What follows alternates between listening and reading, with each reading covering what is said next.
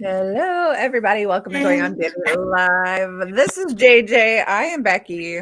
Here for a little bit of a chaotic morning show. We're here. We're here. We're here. We're here. It's all good. All is good. All of the stress of the morning is gone because we're here and we got a good show today. How was your week? It's been a little hectic. Oh, okay. Well, yeah. That How about seems to be, yourself? yeah, about the exact same. Oh, Danny's here too. Oh, nice. Danny. Yeah, everything has been hectic for everybody, I guess. So It's I feel like should be Saturday. It's yeah, right. those weeks. I actually didn't even know what day it was last night. I'm sitting on my couch and I was like, what is it, Monday? And I was like, oh, my podcast is supposed to come out tomorrow. I have not even started editing it. So later today. We'll get to it. We'll get to it. Schedules. But it is spooky week. It is spooky week. Yeah. We've had some pretty good shows this week. Everyone's telling like personal ghost stories, or I've been doing Canadian spooky stories. I know. I can't wait to hear more today. Yeah. Well, okay, you're starting us off. We're talking about, what do we got here? Halloween Eve. Yeah, so today is, it is October 30th. It is considered Halloween's Eve, which it goes by a bunch of different names because it's the night before Halloween, obviously. But it's like in New Jersey, it's called Mischief Night. Oh, Mischief Night. Okay. Mischief Night. In Detroit, they call it Devil's Night. Okay. In the Midwest, throughout the Midwest, like Ohio, Indiana ends, they call it Gate Night. Gate Night. Okay. Gate Night, with the idea of the pranking of letting out, unlocking gates to let animals out. Oh my gosh, I would be so mad. Okay, so I'm going to lock all my gates tonight. And then parts of New England is it's called Cabbage Night. Oh, Cabbage Night. Yeah. Wow. Happy Cabbage Night, everybody. Happy Cabbage Night. Yeah. I don't know if it's more of a, I think that's more of like throwing cabbage. Wow. But we could make some cabbage soup tonight. Like that? As part of one of our cleanses. That would be, I think it would cause a lot of damage. A cabbage is heavy. Wow. Okay. Threw a cabbage at a window. It was Halloween's Eve, Mischief Night, Devil's Night, Gate Night. It's all about pranking. Cabbage Night. Yeah. So that, I think that was so it's like the night before, I guess pranking gets on before Halloween. Wow. Okay. It's the tricks before the treats. Maybe. Oh, I see. Yeah. Interesting. Listen, if any kids are thinking about doing anything to my house, letting my dogs out, throwing large vegetables at my house, I will come kill you. No, I won't. I will come hurt you. Kill is not a nice word. Well, here are some other gifts. It's also, I told you it was like National Wicked Night or Wicked Day or something like that. I think that's just more of, I don't think it's for the movie, but it could be. And then it's also National Candy Corn Day. Ugh. Does anyone like candy corn? I can nibble. It's one of those like those, just to nibble the top. Yeah.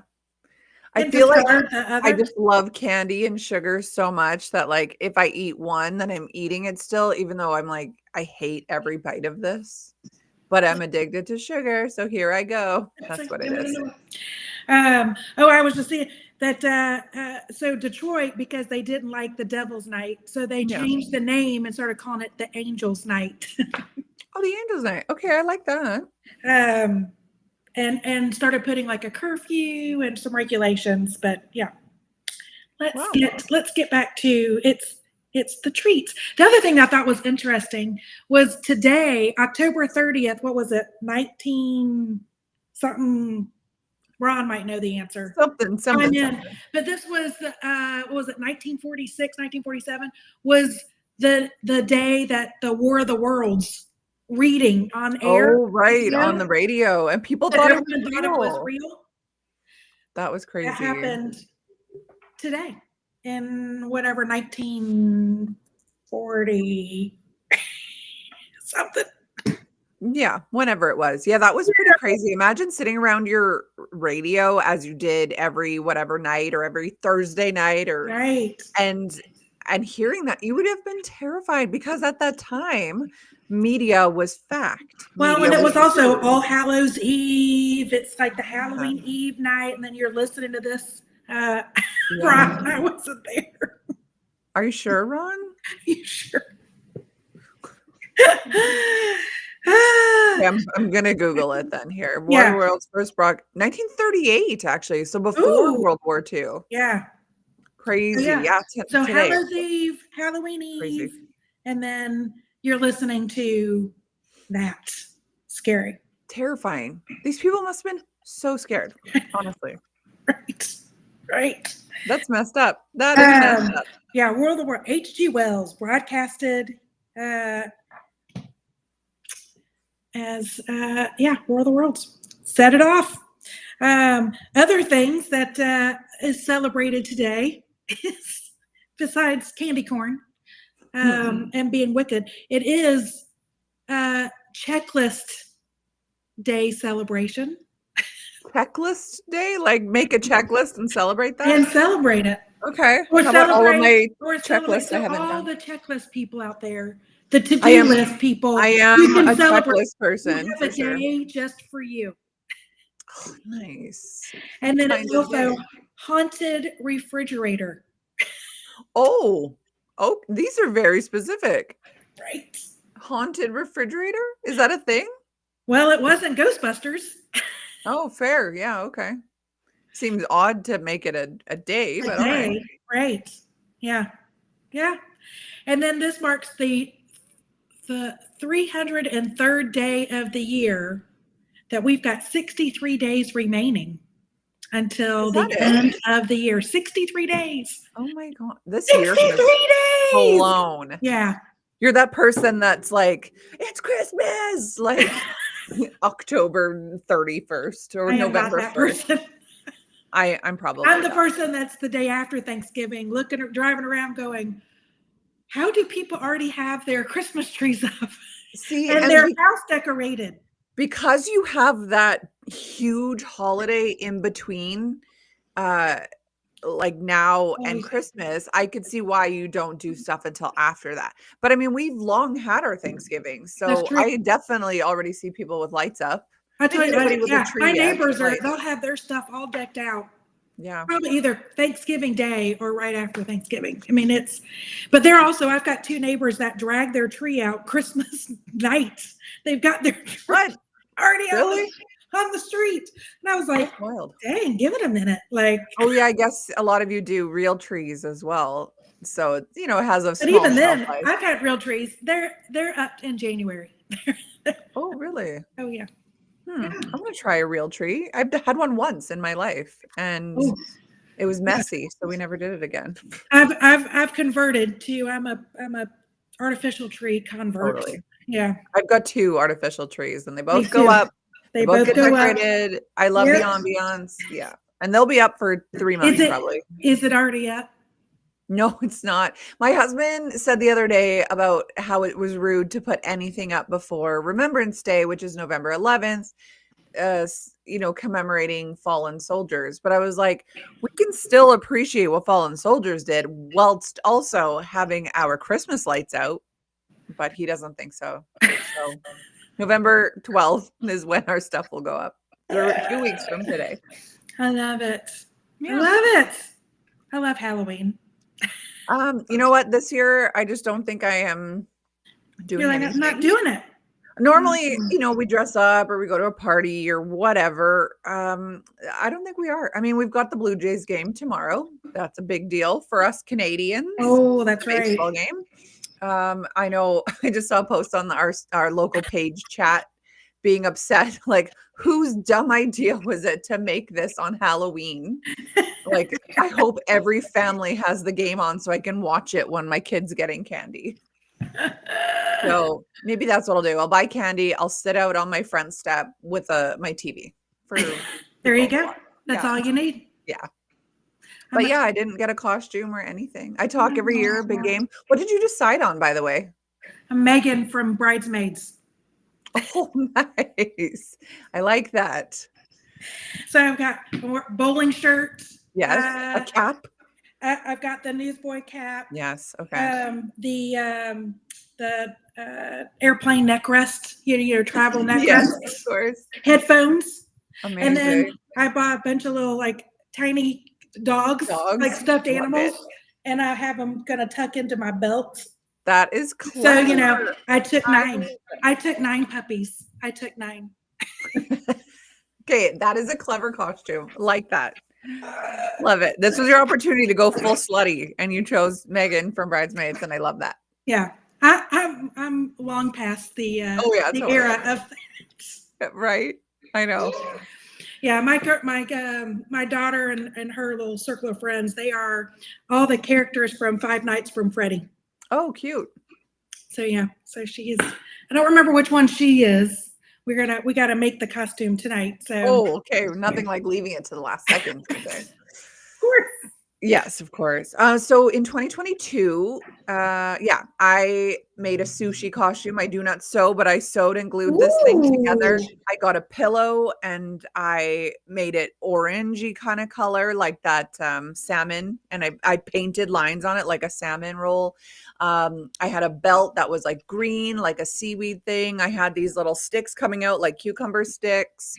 I had this like big fuzzy rice looking sweater, and it was a very cute outfit. And I was going to work and I fell at the top of my back steps and I crashed all the way down. I smashed my computer. I smashed my phone. I thought I broke my wrist and broke my knee. Went to the hospital, didn't even end up going to work to show off my costume. And then, of course, a couple months later, found out I was sick. So didn't do any Halloween that year. And then last year, I don't even remember what I did now.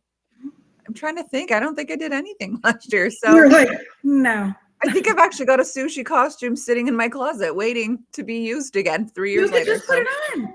You could just put it on. Maybe I will, but I don't even know where my big fuzzy sweater is. That was the big piece was like my big fuzzy sweater that looked like sticky rice. I think I've outgrown it. Let's be honest. Put on some weight since then. So we'll see. But anyway, that could be your slutty costume. If it's a little bit too small, you just Right. I got nothing to show off, JJ, now. There's only one side that could be slutty, and it's my left side. So Danny says, Luana. This is not Luana, this is JJ. Luana was yesterday. Okay, so Danny is here. He's on YouTube. Now we go live every day minus Fridays on multiple platforms. We are on YouTube, Twitch, Rumble, Kick, at Rhode Island Broadcasting or RI_broadcasting. Of course, right here at Twitch, you can give the show bits. They cost a penny each. And over here under JJ, we've got X/Twitter at Broadcasting RI. Follow us live 10 a.m. Eastern, 8 a.m. Mountain, and every time in between. Every day, like I said, minus Fridays. We already have 3 on X today. So thank you. Comment, people. We'd love to hear from you. If you can't watch us live, we are also on audio after the fact. We are on Spotify, Red Circle, TuneIn, iHeartRadio at RI Broadcasting. So you can absolutely subscribe to us over there. You can follow us on one of our 2,700 social media platforms, MeWe, TikTok, LinkedIn, Space. Hey. Yeah. And these aren't even all of them, Ron. I feel like you're missing a couple on here. I know. But we have a few more here at RI. Ron. Yeah, right. RI Broadcasting. Of course, you can follow our Patreon at RI Broadcasting, where you can keep the show going, get yourself some swag, support the show, subscribe. This is where we have pictures of Ron's feet, so definitely subscribe over there. It's the light version. Yes, that's right. The big one was like all of the social medias. And of course, X at Broadcasting RI. Now, we do have a Facebook page. For those of you that are like, I don't know what Space Hey is, but you know what Facebook is. Follow us there. Going on daily morning show. Subscribe or like or follow, whatever the word is for that one, so that we can go live again. Finally, under Miss JJ, we have a website where you can donate $10 million, or you can also vote for the Hall of Fame. Now, it's RhodeIslandBroadcasting.net. The Hall of Fame will be ending tomorrow for this month. We are talking 80s TV shows. Cheers, Happy Days, Golden Girls, MASH, Married with Children. So far, Golden Girls is in the lead, obviously, but it was only by one as of yesterday. So I don't know where it's at today. I don't know. I did vote for Cheers. That was what you did. I think Cheers is in second. So get your vote in today and tomorrow, and then we'll be on to something else. I can only guess it's something 90s related since we've had 60s, 70s, now 80s. I'm thinking it's going to be something 90s. So get your votes in. I love the 90s. So I can't wait to hear what it is. Don't let us down, Ron, because if it's not 90s, now I look like an idiot. So yeah, follow us on all of these things. Make sure you check us out. Of course, you can follow JJ on her podcast, Hello Chaos. That's right. Hello Chaos. How often is that on? We drop episodes every Sunday, and you can find us on all your, we've got a YouTube channel, Hello Chaos is our YouTube. And there it is. We're on all the podcast channels, wherever you listen. Okay, amazing. And then for me, you can check me out on my website, aboundinghealth.ca, or my link tree, Abounding Health. That's my business page, but it also has links to all my podcasts there, Abounding and Alive. And I'm on all the places too. There we go. Hi, Danny. And Ron is saying it's 90s actor, so that's fun. I know he hates George Clooney, so it probably won't be in there, but George Clooney is iconic 90s actor. Iconic. So we'll see. We will see what happens. Check us out in November for that. Okay, so my story today, let me change my background. We're going to set the mood here. Ooh, spooky. Okay, so you like that? Here, I want to get somewhere. You know what I'm going to do? Hold on a second here, everybody. What is that hotel? That looks good. This is in Edmonton. Okay, I'm going to flip it, and then I'm going to. Is that The Shining? Is it The Shining? No. This is called the Fairmont Hotel MacDonald. Now, yesterday I talked about the Fairmont Banff Springs Hotel, and we talked about the Fairmont Empress Victoria Hotel. These are iconic hotels in Canada. Now, this one is in Edmonton, where I live, and it's beautiful. And I've stayed here, and I've never had any ghost sightings, but people claim that all of these Fairmont hotels are haunted, and I don't know why. Why just the Fairmonts?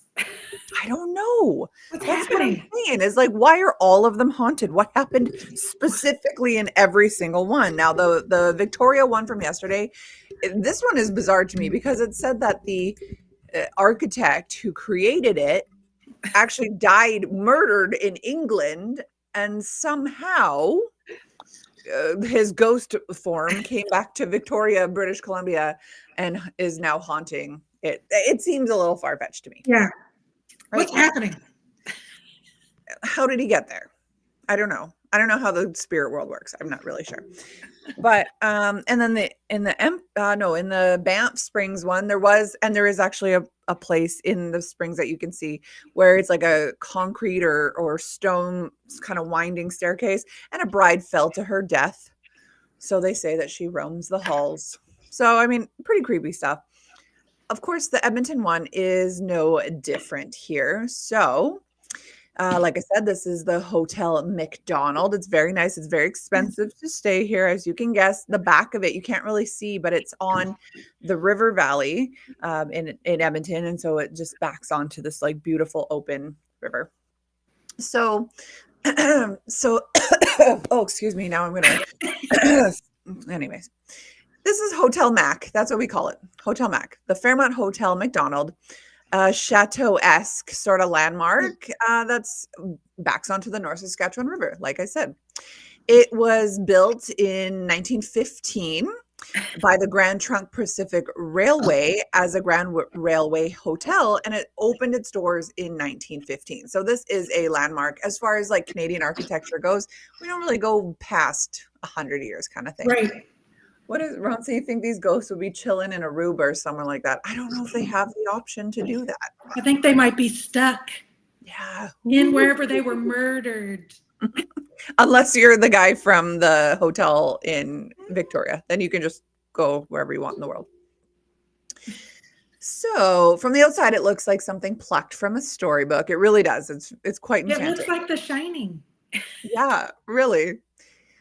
It's got limestone walls, turrets, steep copper roofs, inside are marble floors, a sweeping staircase, a ballroom where Edmonton's social life once turned the waltz out. These architectural bones are real, designed by Ross and McFarlane, who are known for some, I don't know, wild architecture over the years. Over time, staff and guests have told a consistent set of strange, unexplained things. That's the thing. Once it gets consistent, when people all start saying it, then it's like maybe there's some truth to it. One guy could make something up and people could run with it. But when a lot of people, limestone's a paranormal magnet. I didn't know that. But when a lot of people have the same story, then we have to think about it. So things like late night phone calls to empty rooms, that's creepy. Footsteps in the silent corridors. I have heard the tale of that if you're there, listen, because there might be some footsteps outside your door and nobody's there. Empty ballrooms that suddenly smell of faint like perfume. And the recurring sight of a pale figure moving through the lobby or along the upper hallways. The hotel even keeps a kind of staff log, which is an informal record of incidents the team handles regularly. The employees say that those incidents are not rare, though. One concierge has said that the hotel receives mysterious late night calls from the 6th floor about once a week. That's a lot. I would not work here. Absolutely not.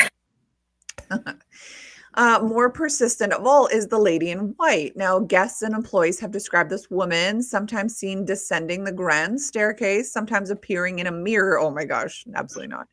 Dressed in old-fashioned white gown, moving without. Can you imagine? It's that where you're looking and there's somebody's right behind absolutely you. Not. Like pull up my cross and I'm like, the power of Christ. So yeah, no, absolutely not. She's dressed in this old-fashioned white gown, moving without a sound and leaving behind just the faintest scent of lavender, people say. She got murdered on her wedding day. She must have. One security guard said that he glimpsed her in the mirror across the lobby, and when he turned to look, she had vanished. But the air still smelled like that lavender perfume. Oh my gosh, absolutely not.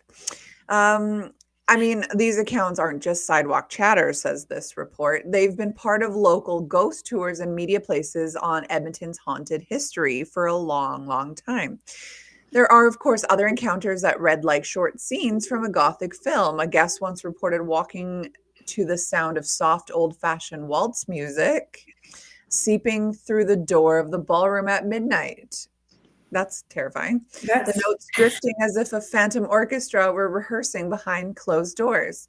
Housekeepers have also told of rooms that suddenly go cold, of dresser drawers opening and then found closed, and then keys that appear on the nightstand where no key was left before. So whether you call them ghosts or residues of memory, these repeated anomalies have built a local reputation for the Hotel Mac that sits somewhere between reverence and unease.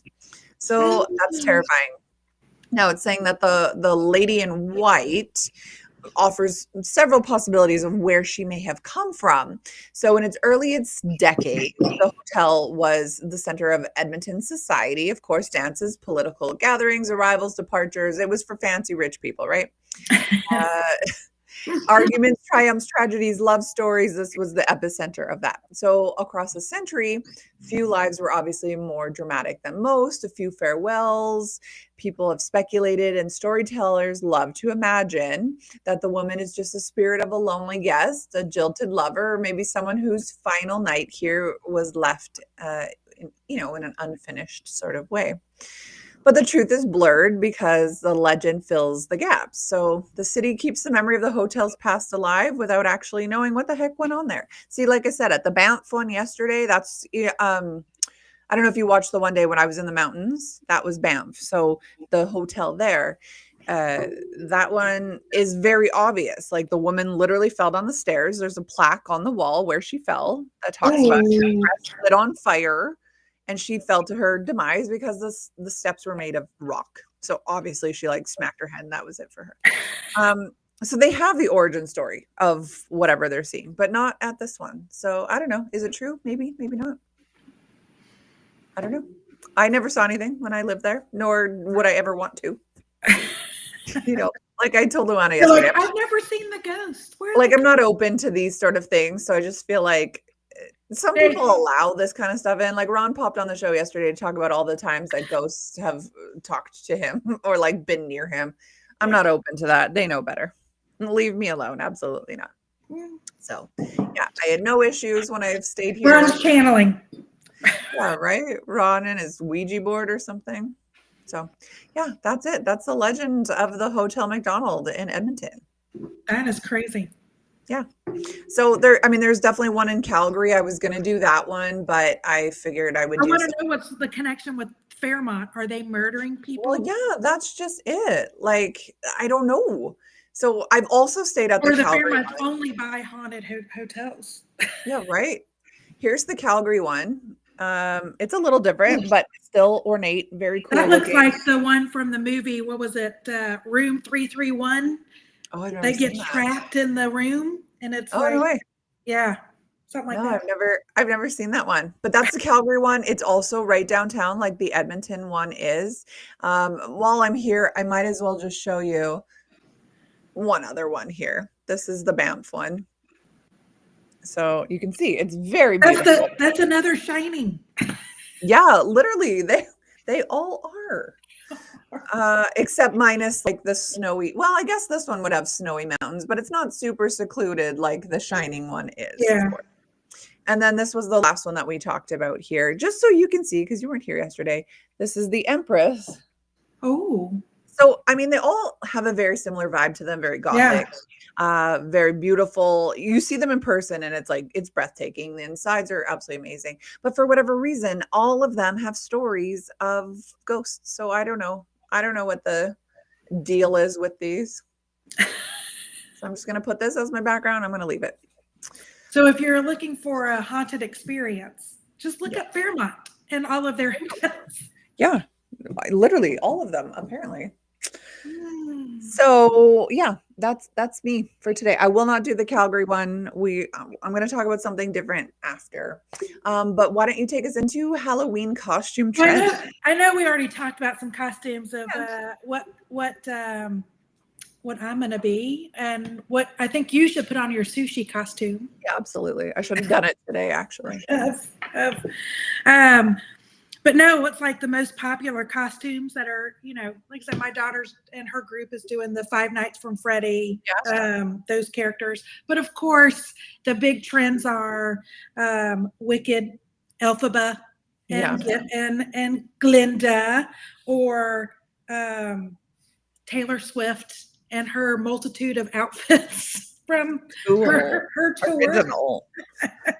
The K-pop. Yes, Demon Hunters.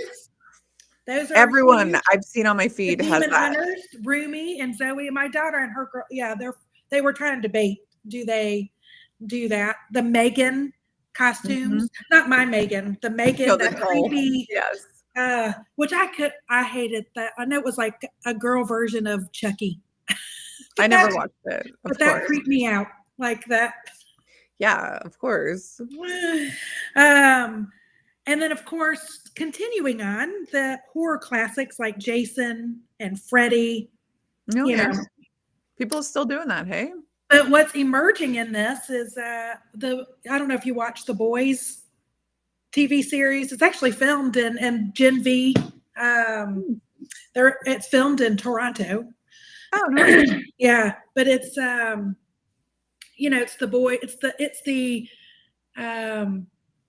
opposite of a superhero. It's the anti-superhero. Okay, yes, I know exactly who you're talking about. Yes, it's like it's a satirical. It's that blonde guy. He's kind of like. So it's Homelander and Soldier Boy and those what is it I know more of the actors' names than their character names, but yeah, it's like all the characters from The Boys and then their spinoff, the Gen V, which I thought was kind of neat. That's kind of fun. Those are emerging. a little fun. And, like I said, it's filmed in Toronto. And fun fact, it's the most watched. The boys and Gen V made the Guinness Book of World Records of the most watched superhero / like horror, because it's, very bloody, TV show, like TV series. Yeah. I've never seen it. Is it good though? Should I watch it? It is. It's very dark. Oh, see, I don't love that. Just so you know, and it's very graphic. I don't love that either. Okay, I probably won't watch it. So just to give you a sense of one of the in the opener for season 3 of The Boys, right now they aired season 4 earlier, I think this year. They're getting ready to air, I think season 5 will air next year, and it's going to be the last of the season, the last of the series. But the season 3 opener, one of what they call the soups superhero, they shrink down, and he's like Ant-Man, right? Okay. So they're all like takes, versions of Marvel and DC, right? I would imagine this guy's supposed to be like a cap this way. So Captain he's like America. the Captain America. So in the public, they all think, in the show, the people think these are the superheroes. Oh, we love them. They take a behind the scene look. It's all manipulation. They're evil. They're the ones that kind of control the politicians. They control money. They control entertainment. They're all about let's take advantage of, we're superheroes and we're celebrities. And so it's also kind of taken on that, like the fandom celebrity, toxic culture. So is it satire then? It's all satire. Okay. All satire. But it's very dark. Like one of the she was a superhero. Nobody knew it, but she was like the vice president. But she could blow people's heads up by looking at them if she wanted to. So it's like a lot of exploding heads. I don't know if I love that. Yeah. I don't know if I love that. A lot of, and you can tell it's not like, it's clearly it's gore, It's gore. Okay. It's obnoxious gore. So my husband would probably like it then. I don't think I would like it. But like Ant-Man goes and crawls into somebody's penis hole. Penis a penis hole, and explodes, and then goes to life size and blows the experience. Okay, interesting. That's an interesting way of killing someone, but okay. And so Gen V is a new spinoff. They're in season 2, but it's the college for superheroes to groom them to be in like the Avengers because they call it the 7. And so it's kind of like you have to be in the circle. And so you go to college if you're a superhero, and they groom you to try to be in the 7. Interesting. Yeah. So it's the college brand. Then there's going to be another spinoff called Vault Rising. That's going to air probably in next year. That's a prequel. Okay. So it must be a pretty darn good show if they're getting all these spinoffs. Yeah. I mean, it's satirical. It's dark. It's gore. Yeah. Okay. Good writing. Maybe one day I'll watch it. Yeah. Yeah. It's like everyone who tries to get me to watch Dexter, and I'm like, Yeah, take Dexter and then take it up about 100 notches of obnoxious gore. Wow. Okay. No, that's not my jam for sure. It's not for everybody. No, it's not for everybody. Yeah. But that sounds cool, but not for me. Yeah. Other costumes I thought was cute, and I was trying to get my daughter to do this one. She refused. But Wednesday Addams. And then or the Addams Family, a lot of those costumes are kind of coming back. Yeah. And I wanted my daughter and I to be like in Beetlejuice, because the sequel to Beetlejuice came out. Right. So yeah, Beetlejuice is coming back out for costume trending. Yeah. And, Yeah, that's those are the big ones. Interesting. I like when people do something totally different, like you, like something so not what you would expect. I like that. I want creative, and that's usually what I try to do, and then I go a little extreme. That's right. Yeah, and it was some of my favorite. We were talking about that, The Office, of if I would have planned better, I should have done a office party, because it's Halloween is actually on, Friday. Would have been fun, but to do like corporate jargon as costumes. So you put squeaky ducks on your shirt, so you got to get ducks in a row. Got my ducks. You know what I would be? This is my favorite. As per my last email. Yeah. I don't know how you would look like that, but that's like the big FU of the email world. As per my last email. Or the somebody was saying, like, to put fruit, like grapes, hanging around like your belt or your feet, low hanging fruit. Oh, geez. That's hilarious. Or was it Dax Shepard and Kristen Bell were talking about they were doing a Halloween party, and everything. The theme was mashups. So she was going as, I think it was like Wednesday Addams Sandler. So she's I love that. Yeah. Somebody in her group or whatever, their friends were coming as Dax Shepard Pie. That's cute. Love that. Yeah. Love that. So that'd be fun, like come up with little mashups. Yeah, like a Wheel of Fortune before and after. That's what yeah. That's cool. Wednesday Adam Sandler. That's hilarious. Yeah, little goth up top. Maybe your face is, with the pigtails. Yeah. Basketball shorts. You're wearing like basketball shorts and a t-shirt. And a mismatched t-shirt. Love that. That's awesome. Well, I wish it wasn't one day before and I have to plan everything now, because I have friends, they always go to a Halloween party every year, but they are not friends with the people who put it on anymore. So I was like, what are you guys doing? And she's like, I was going to talk to you about this. And then we never talked about it. You could do it. Go trick or treat. We're having a party. You're coming. We're having a party. Everyone come over. We're also watching baseball. My favorite costume I've ever done. I love Halloween.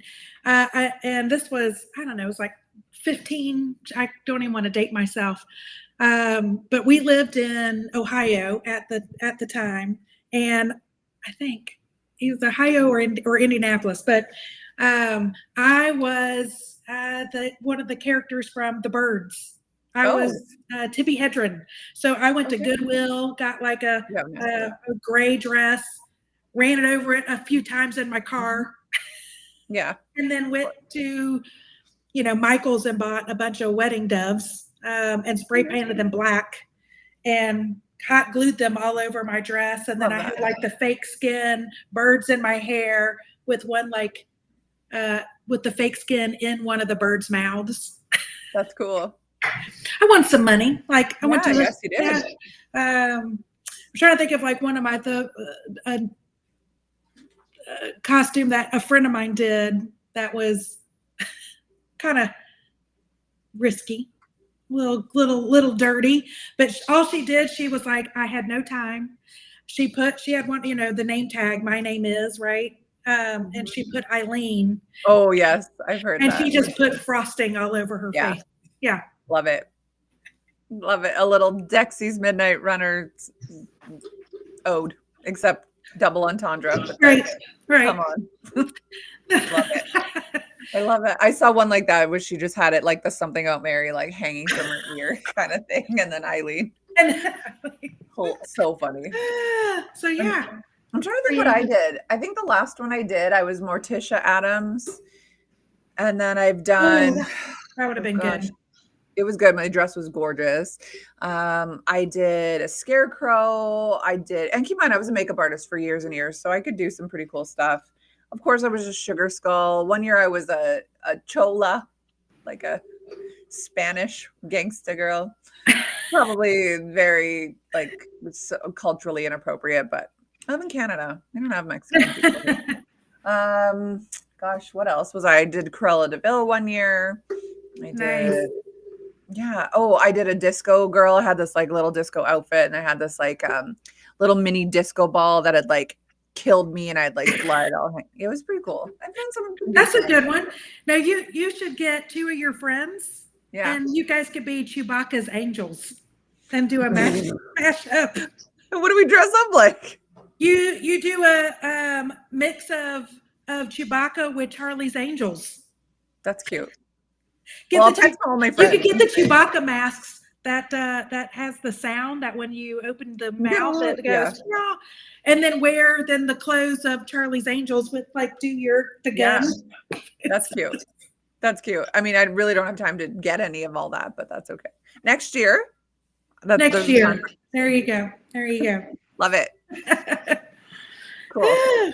Yeah. Well, I've been told we need to leave time for Ron's top 5, so I have to like rush through this next topic here. Yes. Okay, let's see. Do I have a background? Let's see if I've uploaded something for this. Is this another hotel? No, it's not. This one, did I save a photo? Oh yeah, I did too. Okay, so this is another story about Edmonton. Let me get out of the way here. Which way do I go? I'm on backwards right now, so everything I move differently. So this guy behind me. So this is a guy named Mark Twitchell. He was a 29-year-old Canadian guy. He's actually from Edmonton, where I am from. He had a wife and he had a young daughter, and he had aspired to become a filmmaker. But he also had this urge to kill. Dum, dum, dum. So people actually call him the Dexter killer. So it's interesting. We were talking about Dexter earlier. So he was driven by this desire and his passion for the TV show Dexter. You know how some people like see stuff and they just like can't differentiate fact from fiction? You know, it's like these people so desensitized by video games. Like, wow, that's what they said, right? Like call them or whatever. They just like loved killing in video games or whatever. So let's see. Where do I start here? So this guy's not much older than I am. He's born 1979, grew up in Edmonton. He had this interest in film, and he graduated from NAIT, which is a trades college here in Edmonton. And he had this bachelor's degree in radio and television arts in 2000. So again, really not much older than I am. He actually had made a fan film called Star Wars Secrets of the Rebellion that generated a lot of buzz online at the time. So along the way, he also seemed to develop this obsession with murder and death, which is never a good thing. Like if you become obsessed, it's never a good thing. Get yourself some help. He was especially enchanted with the show Dexter, like I said. And as we know, it's pretty gory, but apparently not as gory as The Boys, but apparently pretty gory. Right. So this guy, Mark, behind me, he even ran a Facebook page where he wrote about episodes from Dexter's point of view. According to CBC, which is Canadian Broadcasting Television here, a woman who met this guy through the Facebook page testified that they both shared their love for the TV show and through their online messages. And we all have a dark side, they say, some darker than others. And you're not the only one to relate to Dexter, is what they had said back and forth in their messages. It sometimes scares me how much I can relate, he says. So, I mean, red flags must be going off for somebody. But maybe not. If you join a Dexter fan page, I don't know. Not. And then you start going, you know, he inspires me. Yeah, I'm inspired by him. Exactly. But no one knew, not even his Facebook page or his wife for that matter, how much this guy believed that him and Dexter were related on these like similarity planes. In October of 2008, he put his dark side into action. So on October 3rd, 2008, and I'm going to butcher this name, the guy is not from Canada, Gilles Tetrault drove to a garage in Edmonton, believing that he was about to meet some woman named Sheena that he'd met on Plenty of Fish. Sheena then refused to give him her address, but gave her directions. Now, you read the directions here. It's like, I'm going to follow this and go look, because it's like, I know exactly where this is. But it basically said there is a garage door and it will be open for you a touch. So basically this guy's supposed to pull up to this garage, crawl under the opening, and then find his Plenty of Fish date. Now, Gilles Tetrault, it was dumb, buddy. It was a dumb move of you. You don't go do that. That's a red flag. hey, I'm not going to give you my address, but here, crawl under this dark garage. You messed up, Gills, whatever your name is. So don't worry about the neighbors thinking you're a burglar, Sheena said to Gills. But as soon as he arrived, the Dexter killer attacked him from behind. Gills is still alive to tell the tale, luckily, but he says, I was just so bewildered. I had no idea what was going on. I looked back and I saw this man hovering behind me with a hockey mask on. In that instant, I knew that there was no date. Yeah, you don't think. So he had a gun, but Gills decided to take his chances and fight back. He lunged at the hockey mask guy and realized that this guy was holding a plastic gun. Okay, so after a brief scuttle, he was able to overpower the attacker and escape from the garage. Now, there are Dateline episodes. There's actually a 5-part Dateline episode about this guy, and it goes into more like this guy ran out and the hockey mask guy chased after him, and it was light out. It wasn't even like it was night. It was light out. This guy chased after him. The guy comes out on the road all bloody, and this couple is walking and they see him, and then all of a sudden hockey mask, like looking like Jason, comes out and he's like, oh, can I have my friend back, kind of thing. And they were like, what? And he's like, he's really drunk, like I need to help him back, but doesn't take his mask off. So of course this couple thinks like this guy's psychopath, and I don't know what happened. I don't know if they just kept walking or what, but then they find out later that this guy's actually he's a bad dude. So anyways, he was so embarrassed about the encounter, as he should be, that he didn't even tell anybody about it, minus this couple that saw him in the street. A week later, though, another man named Johnny, he was a 38-year-old from Edmonton, went on a date to this garage again. Another woman that he met off Plenty of Fish. The victim believed that he had met this amazing woman, followed her online instructions to her garage. Once he arrived, police believed that the Dexter killer hit him over the head with a pipe, stabbed him to death, and then dismembered his body. Yuck. A few days later, Mark Twitchell, the guy behind me, sent a message to his Facebook friend. He said, suffice it to say, I think I crossed the line on Friday, and I liked it. Okay. So after Johnny, the guy who was killed, went missing, his friends received a strange text message stating he'd met this extraordinary woman named Jen online who'd offered to take him on a long tropical vacation. So there was actually talk that this guy just took off to Cuba, went with this woman he met on Plenty of Fish, and that's where he went.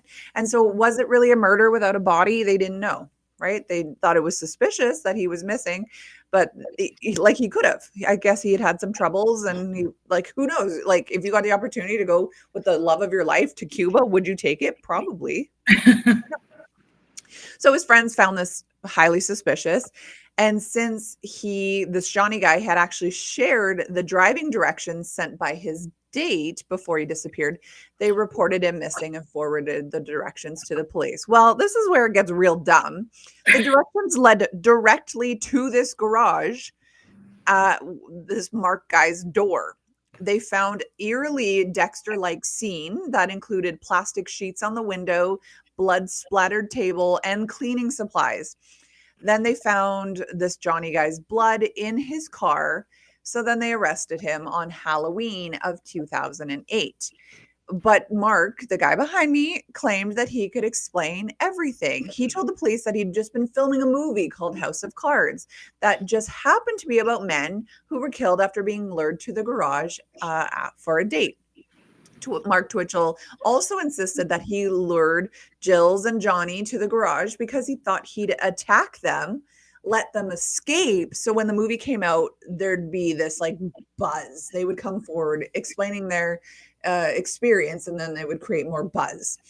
So the plot of House of Cards may have seemed suspicious to police. Of course it did, but it was nothing next to the deleted file that they found on his computer titled the SK Confessions, SK for serial killer confessions. It literally documented all the accounts of his crimes to perfect detail. So it says in his writing, he writes, the story is based on true events. The names and events were altered slightly to protect the guilty. This story is of my progression into becoming a serial killer. In the document, he then describes setting up a kill room, gathering plastic sheeting, a steel drum for body parts, as well as weapons like a butcher knife, a knife, and a serrated saw for the bones. He also, a newspaper that was reporting on this also said that it lined up perfectly with the first guy, Gills, his police interview, because after the arrest, he came forward saying, "This is my experience." So this Mark Dexter killer continued to make excuses. He admitted to killing Johnny, but insisted that Johnny had become enraged when he realized that he was not a woman. And so it was like a self-defense thing that he said. But of course, the jury did not buy it. They found him guilty of first-degree murder, and he was sentenced to a minimum of 25 years in prison. So, I mean, that was what, 2008? So he's getting pretty close here, actually. He's getting close to being let out. So he was known as the Dexter Killer from then on. He denies his crimes or saying anything to do with this fictional character. He says that his writings were not a copycat of Dexter, but he was just trying to pay homage to the character. So anyways, it goes on about how dumb this guy is. But basically, like, if you listen to this 5-part series, it's like a Dateline thing. That is. It goes into very particular detail. And actually, that Jill guy from the beginning, what it doesn't say in this article is that he had ran off, right? And then Jason Mask came and followed him. He comes back to the garage after because he needed his car. His car was still there. Right. So he literally snuck back. The garage door was open. He could see Buddy inside still, and he quietly snuck in, turned his keys, and got the heck out of there. And the guy saw him and chased after him, but he got away. So, I mean, you would think at that point, Mark would have known that he was effed, right? Like, hey, this guy saw my face. He got away. But somehow Jills didn't make a police report because he was freaked out. Yeah. And he does look like a serial killer. Yeah, literally. So it says, like, in this fan fiction that he wrote, The Confessions of an SK Killer or whatever, he really goes into details about all the things that he was going to do or did do or whatever. It was literally a play-by-play for his book. And for, like, he was getting actually pretty famous. He had a lot of backing from investors and things like that. Like, he was probably going to go on to actually be a good filmmaker. But his own lust for blood got in the way. Right. And yes, this is a notorious Edmonton story about this idiot who got caught because you gave them literally your own address. So, yeah, that's that. That's that for my stories today. I love it. Yeah, that's scary. And that's scary. Yeah. And that's probably happening more than we don't even realize. Well, and this was 2008. So in a kind of an earlier time for Plenty of Fish, where, the guy probably trusted that it was a girl, a Sheena or Jen or whomever on the other line. And, you had no reason not to trust it. I mean, now we know a lot about catfishing. This is beyond catfishing, but, right. We didn't really know a lot about catfishing back then. So, yeah, these poor guys. I mean, and the one guy lost his life because of it. So pretty dark. I don't know. The interview was weird. This guy must have some sort of like sociopathic or like narcissistic tendencies or something, because he was always very like, I don't know, charming, as they all are. But like, he doesn't seem like a typical killer. I mean, granted, he wasn't a serial killer because he only killed one, but he didn't seem like your typical murderer, right? Anyways, that's it for my story. I have to leave time for Ron here. We got a couple minutes here. Ron wanted to do a top 5. So, Ron, come on in. Let's talk top 5. Is it Stranger Things? Top 5. So, you had costumes. You're talking about that. So yes. I thought it would be pretty awesome to do a top 5 costumes from TV Halloween episodes. Oh. So we've all enjoyed, like the Treehouse of Horrors and all these Halloween episodes. So I thought it would be pretty neat to put a little memory on some of the great ones in the past. Okay. Now, you could probably do research on this for like a year. Yeah, right. And come up with so many. But these are the ones that I could think of. And I think these are pretty awesome. So there's all kinds. Kevin Malone from The Office went as Charlie Brown. Oh, right. Yeah. Right? He had the shirt and everything. Great. Fantastic. Tim the Toolman Taylor as a zombie. Kelly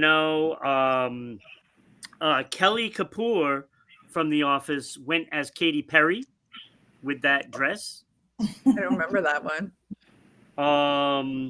Of course, there's, the Great Pumpkin produced, Snoopy as the ace pilot, Lucy as the witch. There was Friends, Monica as Catwoman, and Phoebe as Superwoman. Great costumes. I was tempted to put them in because, they look good in that costume. Yeah, of but course. They didn't make it. They didn't make the list. There was the Pritchett's from Modern Family went as the Bat Family. Oh, that's cute. So one was Batman, one was Robin, one was Batwoman or Batgirl. Whatever. So here are my honorable mentions. Okay. It's a great list. Linda Belcher from Bob's Burger went as Sheriff. So it was a sheriff, but it was Cher. Oh, like one of those mashups. Okay. Yeah, exactly. So I'm gonna see what that looks Sheriff. Like. Okay. Also honorable mention was Howard and Bernadette from The Big Bang Theory went as Papa Smurf and Smurfette. Okay. That's cute. I think that kind of crosses some sort of a line. Well, assuming they were dating. Just saying. Do Smurfs have an age? I don't know. I don't know. Also, honorable mention, DJ as from Roseanne, the son. Oh yeah. He went as Alfalfanator. So he was dressed up as one of the little rascals, but as Terminator. That's cute. Alfalfanator. It's a pretty good costume. I like that. Good morning, Jake. That's a good mashup. It is a good one. Jake is here from Twitch, by the way. Hi, Jake. Oh, Jake is back. Hey, there we go. Jake, we're almost done, but that's okay. You're here for the last 2 minutes. Yes. All right. So my number 6, my bubble costume was Michael Scott from The Office as MacGruber. Remember MacGruber, the spoof of MacGyver? Yes. So he went as MacGruber. That movie's so funny. Great costume. I'm not a huge fan of The Office, but the Halloween episode is their best episode. Yeah. So that was number 6. Okay. So number 5 was Ted, Marshall, and Lily from How I Met Your Mother. They went as Lady and the Tramp, and Ted was the bowl of spaghetti. Oh, that's cute. That's cute. It's a great costume. Great costume. Number 4 was Alan Harper, John Cryer in 2.5 Men. Okay. Yeah. He went as Ducky. Ducky? Oh, from Land Before Time? No, Ducky from Molly Ringwald's movie. From Pretty in Pink. Oh, he went as his own character? He went as his own character. Okay, that's pretty cute. That's clever. I've obviously never seen it, but I know Pup. Oh, it was such a great episode. I mean, all of those were great episodes. 2.5 Men is a funny, that was a good show, actually. I think Charlie Sheen is cheese, and I think John Cryer's cheese. Have you watched his documentary? But I liked it. No, is it good? Okay, I got to. Yeah, it's good. I love a good AIDS story. It's a good one. Yeah, it's good. So that was number 4. number 3 was the guy way down over there, Ross from Friends, when he went as Spudnik. That's clever. I like that. That's it was cute. really good. You know, that might be his best episode. I love Ross was my favorite character. He was I liked the holiday armadillo too. The holiday. I know that wasn't Halloween; it was Christmas, but still hilarious. Yeah. Number 2, which they stole from JJ. Darlene from Roseanne when she did her birdcage outfit. So it was, an homage to the birds. It was very similar to what JJ was talking about. It was a great costume that had but hers were murdered birds. Oh my God. It was a mess, but it was a great costume. There's the holiday armadillo. That was such a great episode. So that was number 2, but number 1, I gotta give it to the Stranger Things because the kids all went as the Ghostbusters, and it's an awesome costume. Clever. I loved it. I love the show. And very fitting for Stranger Things of how they really embrace that time period, and that was so spot on. Yep. So they did a good job. I love the show. I got to give it to the kids. They did a great job on that show, by the way. So I gave it to them, even though there was some that were pretty cool. Yeah. But I gave it to the kids. It's all about the kids, so I gave it to the kids. Number 1. So speaking of Roseanne, Jake says Roseanne dressed up as a puppet on one of the episodes. So yes, a marionette, and Dan was the ventriloquist. Marionette. I don't even know how to spell that. Okay. Oh, okay. Let's see the here. One with string. So I guess it was, it was pretty good. Yeah. And he's right. So it was, they did great episodes for Halloween on that show because I never watched it. I thought it was like trailer trash when I was a kid, so I did not watch it. Well, yeah, but I like Roseanne. I think she's funny. Yeah, so maybe I would like it now. I think it's an interesting show. I think it's a more real version of Family than what you mostly see on TV. Totally. And there was an episode, and I was considering it. With Family Matters, you know how Steve Urkel had his little mini puppet of himself? Yes. I guess it got possessed and all that. So I was considering that, but it wasn't really a costume. It was, So, today would have been my dad's 79th birthday. Happy heavenly birthday to your dad. Happy birthday to your dad. Yeah. Absolutely. What do we know there's my top 5. Hey, it was good. I love it. So are we continuing Spooky Week on Saturday as well? I guess so.